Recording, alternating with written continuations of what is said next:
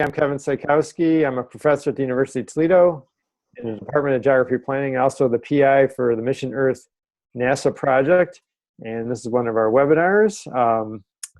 I guess, Peter, John, and Vicky have their own introduction slides. So I guess I'll turn it over to them.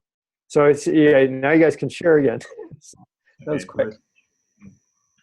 See, I'm used to bottom, down the here. green. Right. Just hit I'm that. used to it being. And then pick the PowerPoint. No, that one. Here we go. And then hit Full the screen. maximize. Yep. Okay. So you ready to roll then, Kevin? Yeah, sure.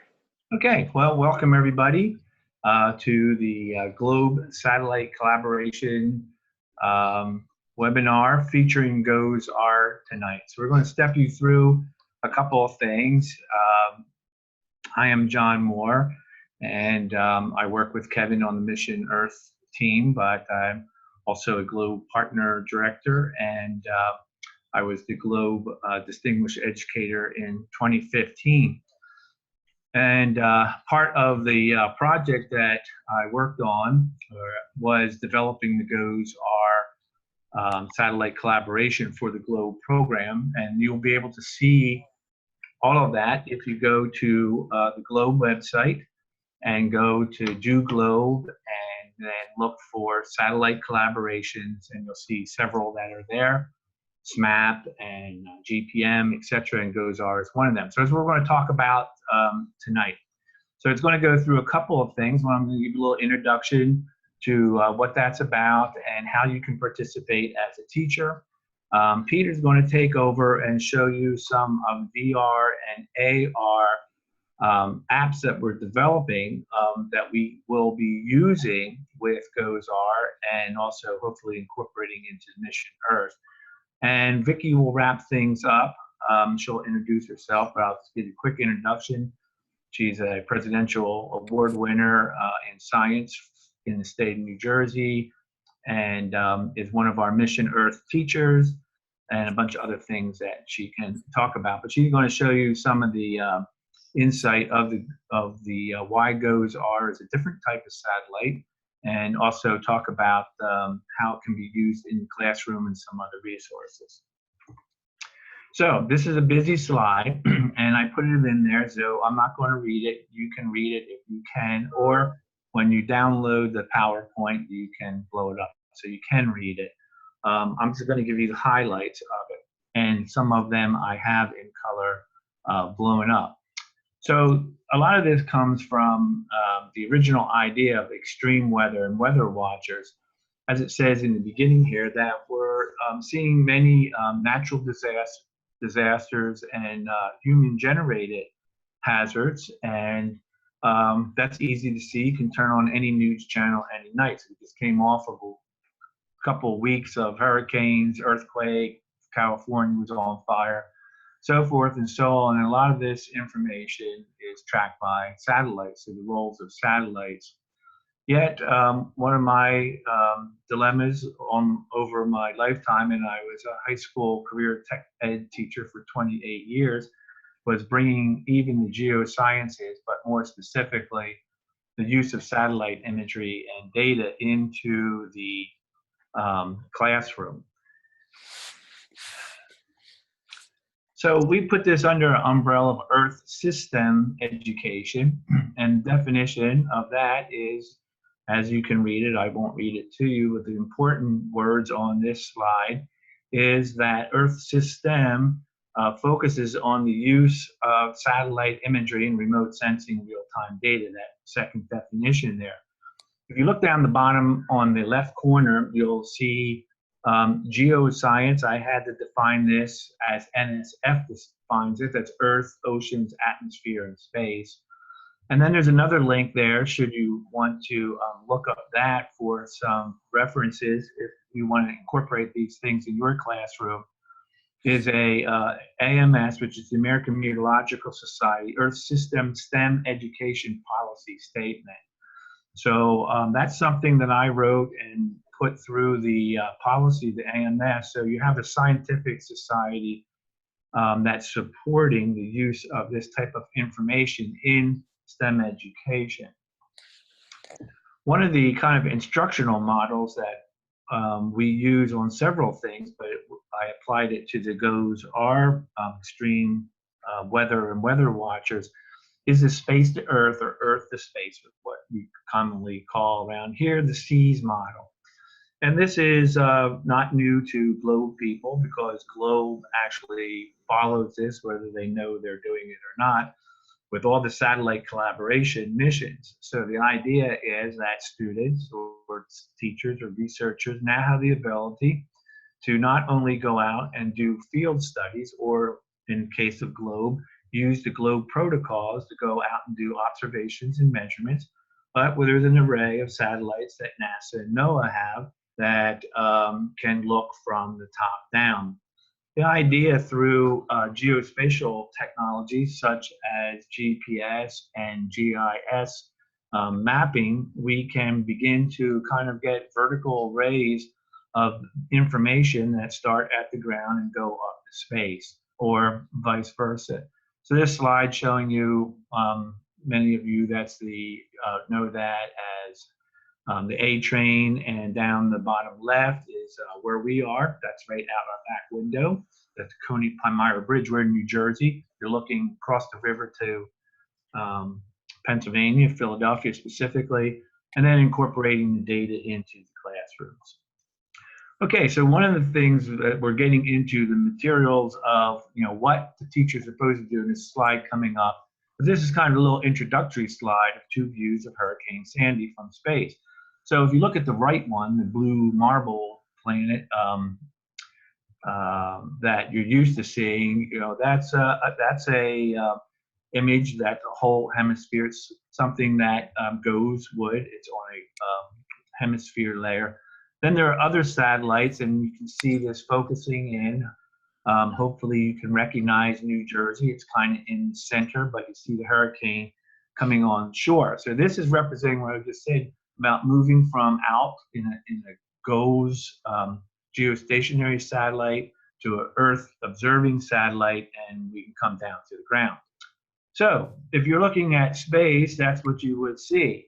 If you're looking on the ground, so this is Long Beach Island in New Jersey, and the larger picture on the right is not a construction project. That was Main Street, USA, going down the beach town, and all that sand that's on the road is the beach that washed over there. The ocean's to your left. If you see that X with the boards over there, if you look very closely on that, you'll see that it's about 5 feet of sand washed away. If you look closely, you'll see the garage door, almost where the cross is in X. That's where ground level should be. Ditto for the other pictures. Look at the top left, you'll see where the deck, that was, and you see the stairs coming down. Opposite of Led Zeppelin, Stairway to Heaven. This is the Stairway to Nowhere. And so that's where the surface used to be, and that went away in 24 hours. So the point of this is things like this are happening around the world. And the question was, how can GLOBE teachers and students, or Mission Earth teachers, start documenting what's going on in these events and providing, the hometown story. So it's nice to look at that satellite picture, and you probably all heard about Sandy on the news.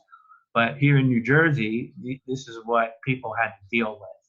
This is impossible to read. This is a poster that will explain a lot of things. I only put it in here so that you download the PowerPoint and then you can blow it up on your computer. But it's a nice one-page description of a lot of moving pieces. So we're going to move through this. So teachers, what would students do? Well, we use the GLOBE data, the GLOBE protocols. So we're looking, of course, at atmospheric data. We can use the GLOBE Observer to use clouds, but now through the new app, we can get satellite imagery back from that. So that's yet another satellite view from GOES. And the purpose of this, we're saying, is documenting the weather events. So one of the things, if you're around GLOBE long enough, they did a climate campaign several years ago now. And one of the questions that came out to teachers, students, and really the public at that time was, what's the difference between climate and weather? And so I'm sure all of you have had that discussion. And one of the things that comes out of the climate scientists in far as the predictions is that you can expect more severe and more frequent storms. Some of that we're experiencing. But as scientists, are we documenting that? So a prediction is a prediction, and that's based on statistical models. But as the science community, and this is something that GLOBE teachers and students can do, is begin to document those events. So, where are the anomalies? If you're living in some part of the country or some part in the world, there's something going on every day. If you live in a place where it's sunny and 80 every day, like San Diego, then pick some place that's not sunny and 80. You can still do case studies. And as to the first slide, you're providing environmental intelligence of really what's happening on the ground, the eyes on the ground. As part of this project, Dorothy, who will introduce himself and speak in just one moment, is the designer and developer for using Unity in developing a virtual reality studio, and more recently, what he's going to show you tonight a little bit and demo, and you're some of the first people to see this, is an augmented reality. And this is what we're working on, not only for the GOESR project, but also for other data visualizations of any of the NASA data and/or GLOBE data. Okay, so I'm going to turn this over to Pete, and he's going to talk about HoloGlobe. Okay, hello everyone. Thank you for joining. So what it as John mentioned, a couple of things that I've been working on over here at the center is on virtual reality and augmented reality, and you probably have heard of both of them, and some individuals may not be aware of the differences. But the virtual reality component that we developed over here called GOESR is basically students are on a space station orbiting Earth, looking at satellite imagery. In virtual reality, the complete environment or world around you is completely computer generated. So as students are in GOESR, they're looking around and they're seeing a virtual space station. So everything basically is computer generated. Augmented reality, on the other hand, is different in that it's making use of your physical world, your physical real surroundings, and quote augmenting your physical world with virtual content. So in the case of the second app we worked on over here called HoloGlobe is the name of this app. HoloGlobe, the idea behind that is basically putting all the, one of the things we're trying to do is put some of the signs of the sphere, NOAA's signs of this on the sphere data sets onto this globe, as well as other NASA visualizations. And instead of me blabbing a whole lot here, let me just go ahead and switch out the screen and put on HoloGlobe and just run the actual app here. So let's see here. I'm going to get out of here. And I'm going to switch screens here, stop share, and I'm going to start my visor, which is basically allows me to share the smartphone app with you on screen. Let's go ahead and set this up. And let's go back to share screen here.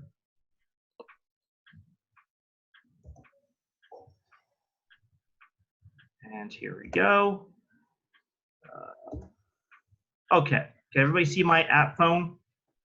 Yes. Good, good. All right, here we go. So what we'll do is I'm going to switch over to, since we did not have any video feed, I'm going to use the camera on my phone to at least show you the cube that we're talking about. This HoloGlobe is using an actual physical cube, which I'm going to show you now. So let's see.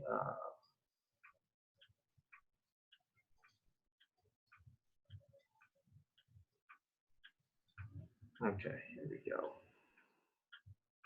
Okay, I'm on tutorial. Yes, I got it. Tutorial mode. Okay. So anyway, so here's computer in front of me. I'm going to just change the speed settings here, just because it looked kind of stinky. So let's change this. Let's go back a little bit faster. Right, that's better. Okay. So here is this cube that I'm holding on to. So obviously everything around me is a physical world. The cube itself is a physical object. And then there is these patterns on this cube. This cube was developed by a company called Merge. And the idea is that the app, with any augmented reality app, the app will recognize patterns and attach 3D objects to those patterns. So you can actually manipulate computer-generated objects in the physical world. So this is the cube that's going to do this. And let's go, I'm going to set the cube right here. And I'm going to start the app. So let's get out of here. And let's go to Hollow Globe. That's the name of the app. Developed by the Institute for Earth Observations. Using a merge cube. Okay, here we go. So HoloGlobe version 0.9.2. This is the latest version of HoloGlobe. This is right now it's an open beta release on the Google Play Store. And at the end of this little presentation, I'll show you how to access that app and how you can download it. There are two modes. So there's a phone mode and a VR mode. I'm going to demonstrate the phone mode, which is basically the full screen mode. But you can use a VR mode with this if you have goggles, such as 3D glasses.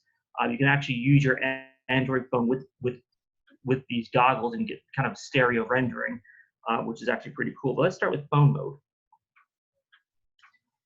And as I place the camera of the phone in front of the cube and start moving the cube a little bit, the app will recognize these patterns, and voila, we get a nighttime view of the Earth. And I can spin it around and get a daytime view of the Earth. So if you notice at the very top, I'm going to use my little arrow here. Can I go to full screen mode on this? I guess, right? It might be easier. Let's try going to full screen. Can we do that or not? Well, let me. Okay, well, I guess it's going to let me go as far as I can. That's about it. Okay, I might be a little bit better though. So the title is Blue Marble at Night. So this is a Blue Marble data set or visualization from Science in the Sphere. It's actually the title of a NOAA Science in the Sphere program. And once again, I can move it around and get the evening view I want. So again, this is what we call augmented reality. Everything else around me is physical. The cube is physical, but we have 3D content rendered on our cube. I'm going to advance through a couple of these activities. So the arrows here, again, I'm using my little cursor, my little arrow to point to the fact that we have these activities here. Is that better that way?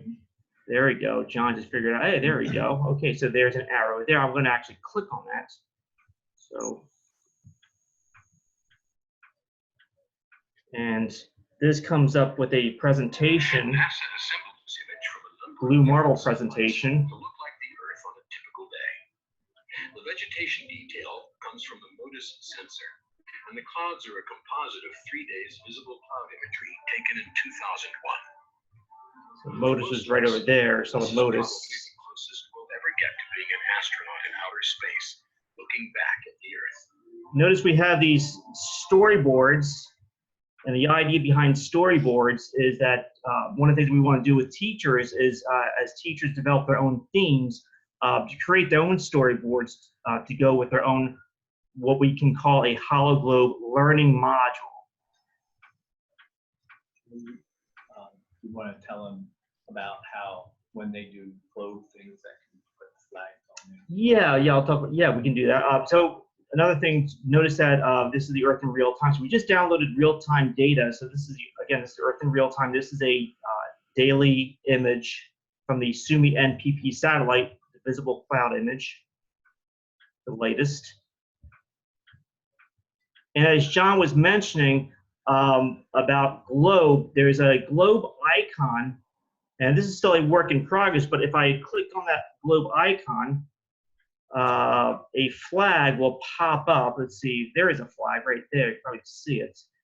And the flag is in the US. But the idea is that we want to, get globe schools, get a whole array of globe schools on this hollow globe, so that when you actually look at or click on a flag, data about that globe site will pop up. So the idea is to link globe site field data with satellite data. It's kind of like the means to an end in this particular application. I can also, by the way, as I'm talking a little bit more about this, I can click on some other icons here. We have a latitude, longitude icon, or overlay, call it. We have wind currents, and we have ocean currents, all kinds of stuff that you can use. Let's turn these off. Let's go to something else. Let's go to, okay, this is forecast model clouds. This is the cloud model for the next 7 to 10 days. And this will animate. So whereas the previous activity was a static image of the Earth, the static color image of the Earth, this is an animated cloud model. So again, this is the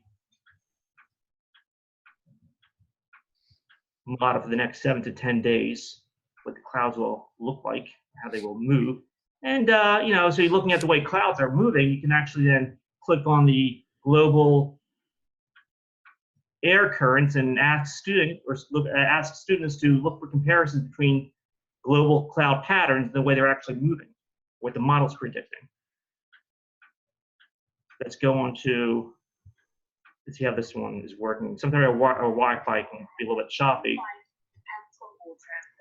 Precipitation, including falling rain and snow, is our freshwater reservoir in the sky. Hidden within and beneath the swirling clouds on Earth's surface are different forms of precipitation, from drizzles, monsoons, hurricanes to blizzards. Now, with a new generation of satellites, we can see through the clouds better than ever before. NASA and the Japan Aerospace Exploration Agency lead a constellation of satellites called the Global Precipitation Measurement Mission, or GPM, that measures all precipitation from light rain to heavy rain to snow. One spacecraft, the GPM Core Observatory, so that's obviously a global precipitation movie, running pretty good. And after students perhaps say watch this video, they can then advance on to the next activity, which is actually downloading global precipitation data. Look at that. Oops, I just lost track, and let's bring that back up. Sometimes the tracking loses, especially when it's downloading. Well, after it downloads all images, it'll come back up automatically. Okay.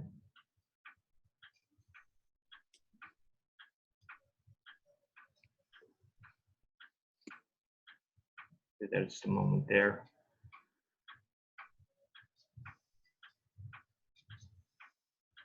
I had designed the app so that when the cube loses tracking, the downloading continues. So when the cube comes back up, it will automatically pick back up again. Or it should. Let's take a look. We're not popping up. Let's try going back. It's very odd. Let's see. We somehow lost a little bit of a. All life depends on water. Precipitation, including falling rain and snow, is our freshwater reservoir in the sky. Hidden within and beneath the swirling clouds on Earth's surface are different forms of precipitation. Okay, well, having a little bit of a technical issue here. Looks like it's supposed to, yeah, okay, we'll just move along. Anyway, so let's get out of here. So this is always still in beta testing, still some work to be done, but it's getting there, and it's really exciting technology to consider. One of the things I've been developing as well is developing this app across multiple phones, different levels, different performance levels. We have it working on a high-end Galaxy 8 phone. We have a mid-range Moto G4 phone, and then I have it working currently on a low-cost $50 Android phone. So the idea is to get HoloGlobe to work on a really vast array of different Android platforms, from the most expensive to the least expensive. So kind of make it affordable for teachers and students to start working with. And I think that's about it I have. What I can do is, if you want to fool around with this actual app, let's go to, I need to go to the share screen again. Let's disconnect, stop share. Let's go to the website. Let's click on share again. And about this share screen. Okay. I click on.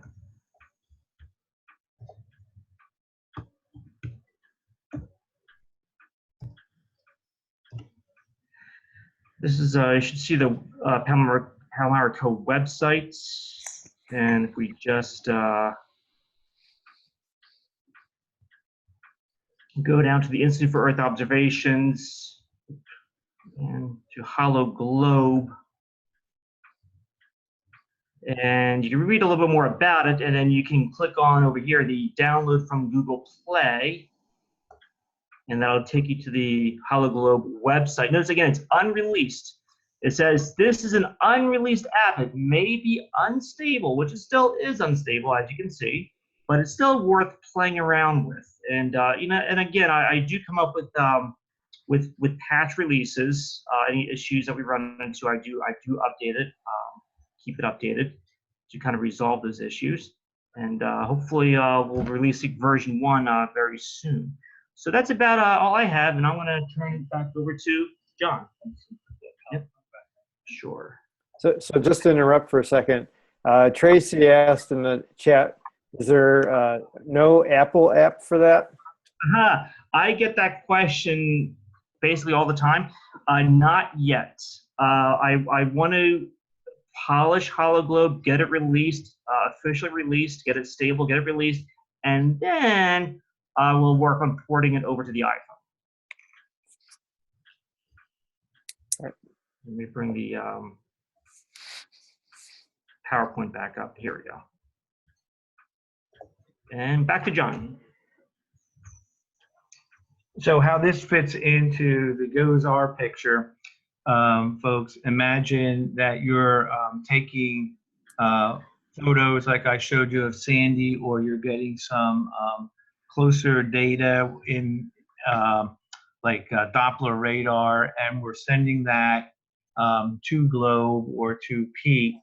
And then remember when Pete showed you those flags, that when you hit those flags, then your destination will come up, your lat long, where your school is, where your Globe site is, or what have you, and you'd be able to study that. So that's the one application of HoloGlobe. And the virtual reality, some of you have seen that. We won't have time to look at that tonight, but that's can be doing the same types of things. So before I turn it over to Vicky, one of the things I wanted to go back to and maybe make it clear of what I would like to see Globe and Mission Earth teachers participate in this project. It's very simple. One is to be first looking for these weather events, anything that you think is an anomaly in your area.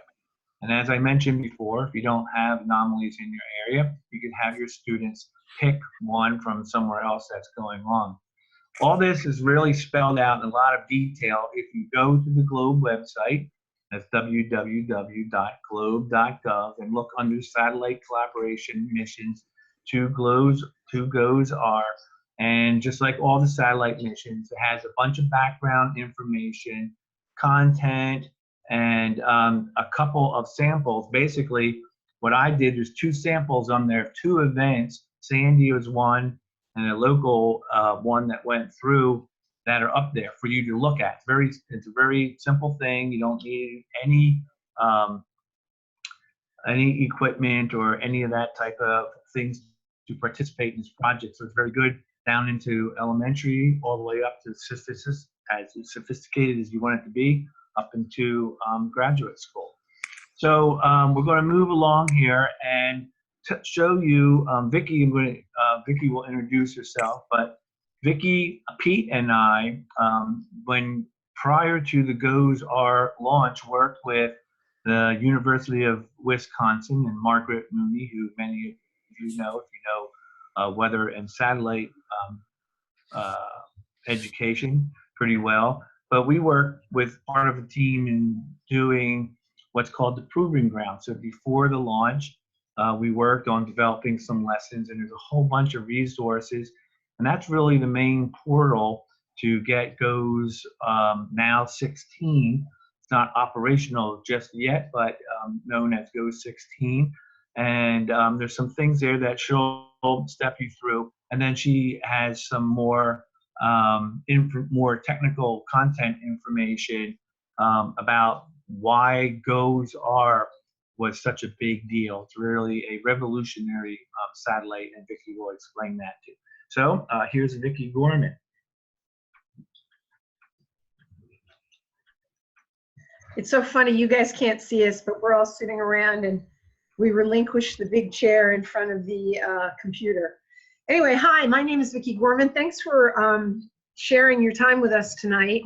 I am a middle school science teacher in Medford, New Jersey, which is about 22 miles east of Philadelphia, yet we're almost considered a rural area because we butt up against the pinelands and we have a lot of farmland. Yes, there is more than just concrete and soprano land in New Jersey. So I wanted to talk to you a little bit about how teachers can use GOESR, and also how GOESR is an important satellite partnership with the GLOBE program.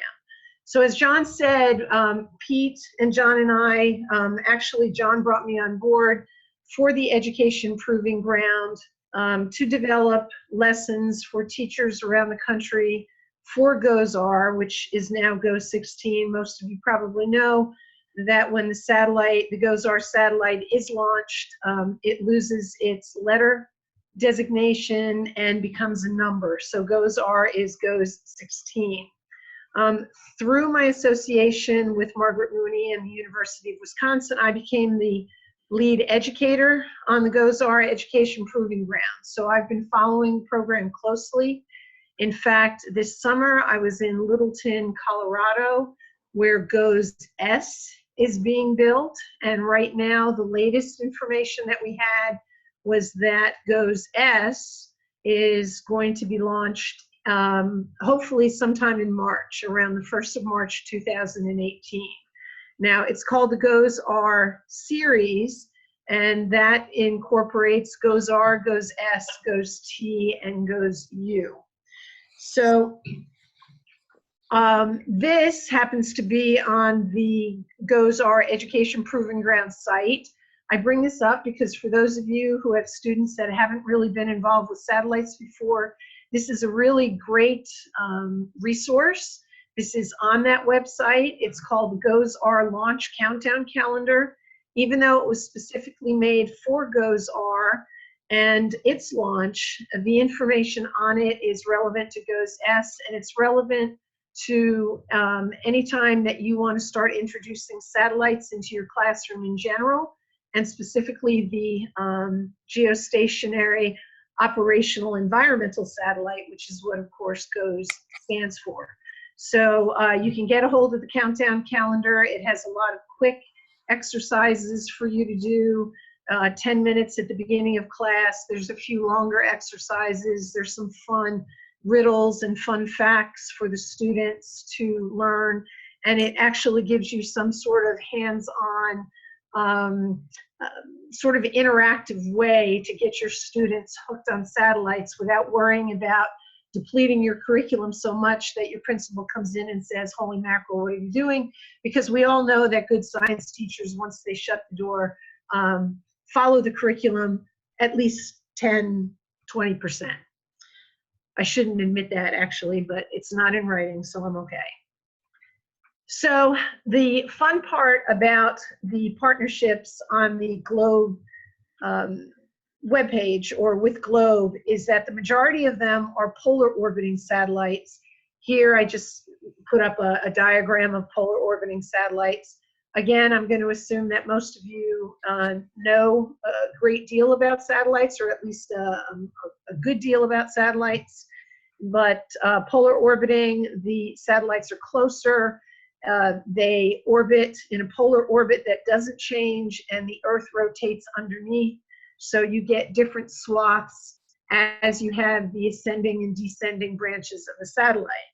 Well, the fun part with GOESR, or with the geostationary satellites, is they're about 22,300 miles away from the Earth in a sweet spot where, oops, I don't know why it's doing that, but it is. We'll just forget about the little writing. It must be some gremlin.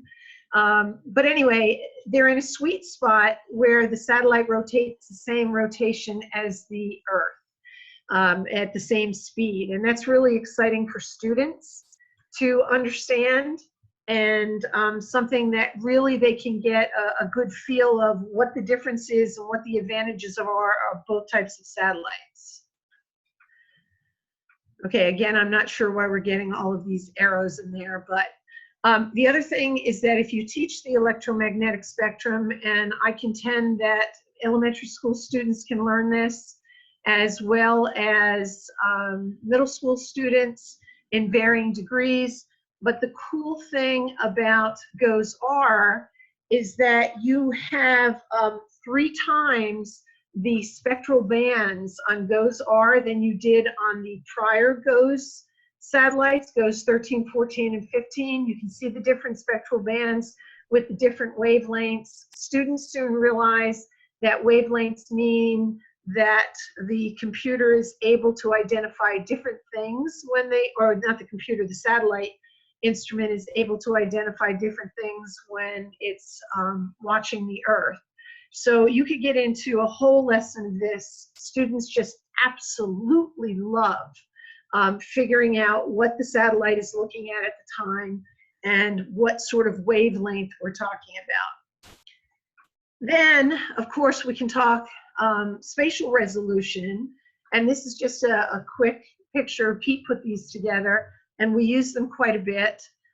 You can start talking about pixels. There's a lesson on the Education Proving Ground site that talks about how to introduce spatial resolution to your students. You can adapt it to elementary school and high school. And we go through, you know, I have my students kind of get into the chant, we need more pixels. And so, you know, then you show them this, and again, they get super excited. They try to figure out what that is. Some of you right now are looking at that and going, I wonder what that is. Some, of course, are looking at it and saying, oh, that looks like maybe clouds or snow. The good thing about this is that you can also teach scale, because students don't know if this is a picture of their backyard or if this is a picture of a hemisphere. And then, of course, you show them this. And then you have historical information. This happens to be Katrina, but you can just bring in anything. I usually use this to start off my discussions of hurricanes and to get involved with satellite imagery and how important it is. Then here, so when we talk about the spatial resolution, GOESR has 4 times the spatial resolution of previous GOES satellites. So again, you're talking about an innovation in satellites. And in fact, all of the improvements over the past, I'm going to say probably 20, 30 years, now maybe 20 years, to the GOES satellites have been more with the bus itself, the actual satellite that's holding the instrument. When GOESR was developed, it was taking the instruments to another level. You're talking about a whole new way to look at weather, a whole new way to keep people safe. There's a lightning mapper, there's space weather capability. It's really, really cool. And as students learn about this, they realize the importance of something that's actually in their generation. And then, of course, and this is really neat, if you go to the University of Wisconsin site or the GOESR site, they have this in actual video form. So we talked about 3 times more spectral information, 4 times the greater spatial resolution, and 5 times faster coverage. So in a 5-minute time span, you can see how GOESR, of course now GOES16, has a greater 5-minute capability, able to give us almost real-time data, and that's 5-minute capability to show the entire hemisphere. There's a shorter span that would be able to show you, for example, a line of thunderstorms that was turning into supercells, punching through into the stratosphere and causing severe weather. So what you impress upon your kids, and this is where we're tying this all into GLOBE, because it's much more than just an environmental and weather satellite. How so? Well, and remember, GOESR is a NOAA-NASA project. NASA worked with building and launching. NOAA now has operational control. So that's another great thing to talk about with your students. But GOESR, the GOESR series, so GOESR, GOES-S, GOE-T, and GOES-U, were meant to enhance NOAA in all 4 of their strategic mission goals. So ecosystem, weather and water, climate, commerce, and transportation. Now, with the exception of the last one, which I also contend we could probably include in GLOBE, the first 3 are definitely missions for GLOBE, missions for GLOBE students, for their research, for student research symposia or virtual symposium, that sort of thing. It also impacts the 9 GEOS societal benefits, and I'll talk about that in a second. And GOESR assures a coordinated, unified, and effective response to global needs. So what does this mean? Well, it would be really cool because there are other geostationary satellites out there, none with the exact capability of GOESR, but it would be really neat if you were a GLOBE teacher to contact people across the world, schools, in other words, that could work with this data as well, some in our hemisphere, and some that use geostationary satellites, maybe from the European Space Agency, etc., and really start looking at how climate, weather, precipitation doesn't have boundaries. None of those things have boundaries. The weather doesn't have boundaries. It is an equal opportunity phenomenon. And so this would be an amazing way to incorporate your students and another group of students from another area. Now that GS societal benefits, and this is a busy slide, I hate busy slides, but this is something that you guys might want to take a look at because it really is interesting. This is the very first benefit to society that's listed on the Group on Earth Observations page.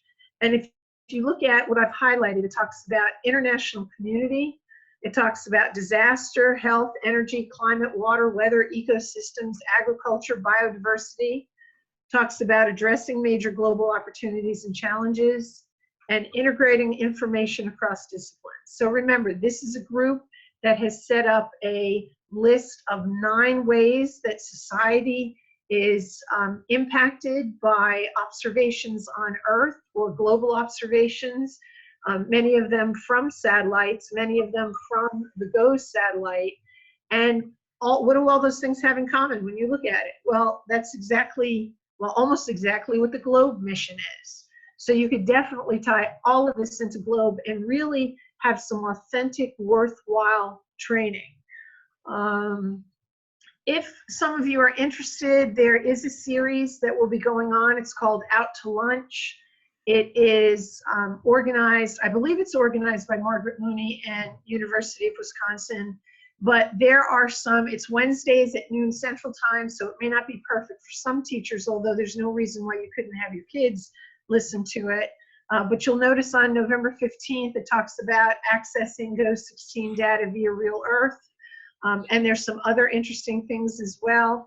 If you have any questions on that, you can contact John or myself, and we can give you more information about that. But there are definitely a ton of resources for GOES, the GOESR series for teachers and for junior scientists in your classroom, and also for teachers who want to become more scientists than just educators.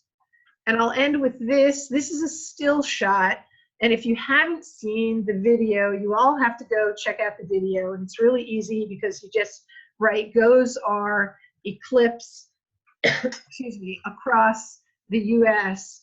But in the upper, I don't know if you can see my cursor, but anyway, up here is where, at least for us, the eclipse started around Oregon, and the actual video shows the shadow going across, you know, in that sweep from northwest to southeast.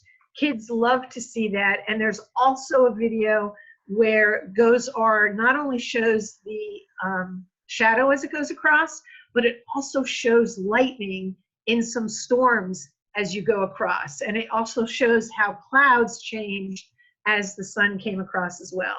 And as I said before, GOES-S is due to launch in March of 2018. John and I were fortunate enough to be at the the November 2016 launch of GOESR, which was really cool, especially since it went down to the last minute in the launch window before we actually got clearance and before the satellite was launched. So that's what I have to say. I hope a lot of you will think about incorporating GOESR in your classroom and including GLOBE as well, because again, that's a good way to get authentic training that means something to your students instead of just plain manufactured lessons in the classroom. And now I'm going to pass it over to John. So we can just wrap things up, just a few closing comments. So I live by the saying that you can teach all things with satellites. And so we should have been doing that a long time ago. But my view is this: between the next generation science standards and the STEM initiatives and some of the other policies that are coming out with NASA and NOAA and GLOBE and the AMS, teachers gives you perfect background information and support to begin incorporating these into your classroom. Again, I'll remind you to go to the GOESR page on the GLOBE website, and they'll give you some examples. It's a very easy project to work with. You can do it on any scale that you want, from a quick overview to a large research project. And I would invite you to contact Dr. C there about coming to a Mission Earth teacher workshop somewhere in a neighborhood near you. You're certainly welcome to look into visiting us here in New Jersey. And Vicky, among other things, is one of our first round Mission Earth teachers, and we have a great time here. And so you can come visit us here in New Jersey, and we'd love to see you there. So Kevin, I'll wrap it up at this point, and if there's any questions or you need to chat some more about Mission Earth, then I will be quiet now. So thanks all for tuning in tonight and listening. Well, thanks, John, Peter, and Vicky. That was great. Very informative. So tomorrow in class, I'll talk about GOESR. So I'll make sure I get that in front of the students. Tracy asked the question, are those webinars, the, you know, like their November. The Wisconsin webinar. Yeah, the Out to Lunch webinars. Yes, they are. Yeah. Okay. And Vicky said, and I'm pretty sure that's Margaret Mooney. If you go to that Google to the University of Wisconsin Sims, or even Google her name, you'll find them real quick. Or email me and I'll send you the link, because there's some emails which just came out today announcing that they're just starting up again. Yeah, so, And Tracy had another question about, does it show smoke from fires? I think that was on the 3D cube, but this is a GOES16, the GOES16 webpage. They have Yes, it would show smoke. The resolution is more than accurate to show that. Vicky's saying there's a new image from today. It might be what you're looking at right now. Whoever bought, I guess Kevin, you brought that up. Yeah, that's right. And let's see, there's something else I was going to say. I just forgot it. Well, I'll think of it in a second. Oh, I know what it was. If you go onto the GOESR page, in the blog section, what Vicky was talking about, I have a couple of those loops that Pete put together for me are posted there. So, and the solar eclipse, that is a really cool thing to see.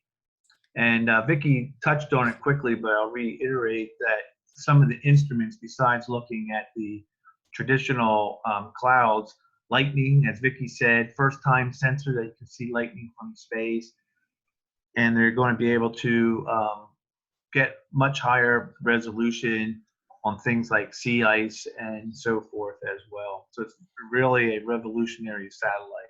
And I just want to add one more thing to those of you who are in the Midwest. It's really interesting that scientists have found out that there is a certain footprint of lightning that happens that is identifiable by the lightning mapper on GOESR that falls with tornadoes. So now they're hoping that along with radar, they'll be able to give people maybe up to 20 minutes of warning before a tornado develops in their area. Wow, that's cool. One more thing I want to mention too is regarding Hollow Globe and Science in the Sphere. I would certainly encourage everyone to visit the NOAA Science in the Sphere website. They have a Science in the Sphere Explorer. We can download a desktop version of Science in the Sphere. It's pretty cool to explore the data sets, watch the movies. While you're waiting for the full version of Hollow Globe to come out, just to whet your appetite. And the GOES16 imagery is now available as of September, just a month ago. The Science in the Sphere is now offering the GOES16 imagery. So along with that, along with the Himawara Japanese satellite, we're going to get some global real-time true color images on a hourly basis. And also, Pete and I are former teachers, and so everything we design, we know what the story is with your budget. So that cube that Pete showed you is just released as of August, just past August. Is actually for sale at Walmart and other places. It costs $15. Pete's making the app is for free, and then the company Merge has goggles. They're about $50. So what we're saying is we can put these visualizations into a student's hand for $150 or less. And that's some pretty remarkable real-time data and a 3D visualization tool for your studies at a very reasonable cost. That's great. Now, are there any other questions for John, Peter, and Vicky? You guys can just unmute and ask the question.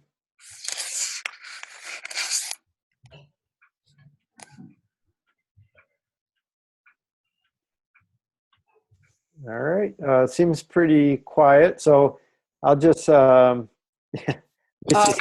them of this student follow-up on Friday. Oh yeah, I always forget that part. So the student follow-up on Friday at 1 o'clock. So you can have your students log in, and so Janet, does everybody get that link for Friday? A reminder?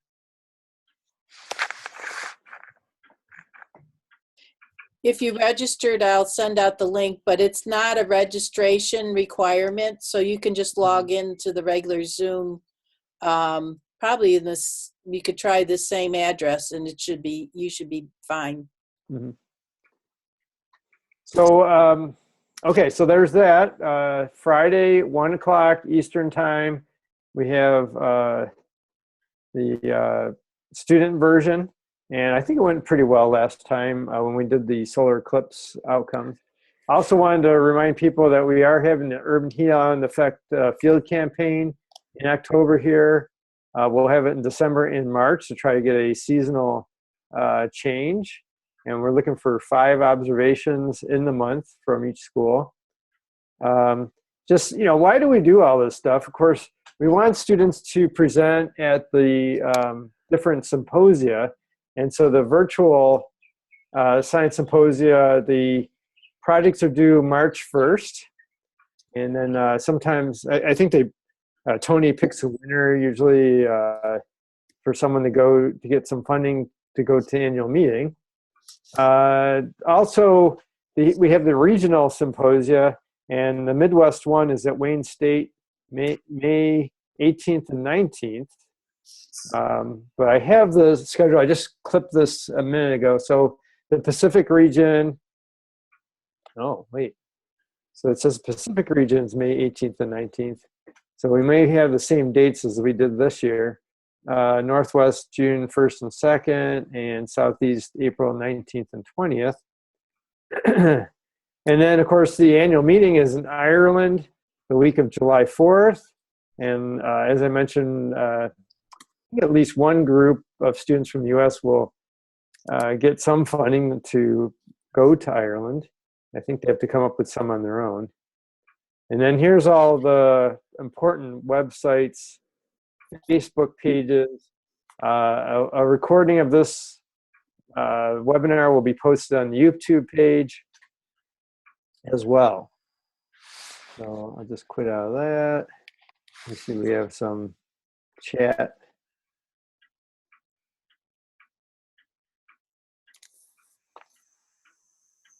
Oh yeah, so the Friday ones webinars we are not uploading to YouTube because of the students are on the webinar. So you know, we're only doing the ones with teachers on the webinar. You know, like this one, I think, right, Janet? Right, Kevin. We're not making it public. If somebody wants to see them, I'll send them a link. Right. It's for insiders only. So, okay. Well, I wanted to thank you all for joining us, and I hope you enjoyed it. I really did. I actually called my wife over to look at what Peter was showing. So it was really neat, showing a hologram on a webinar, and wirelessly. It's all crazy. So I hope you all have a good night.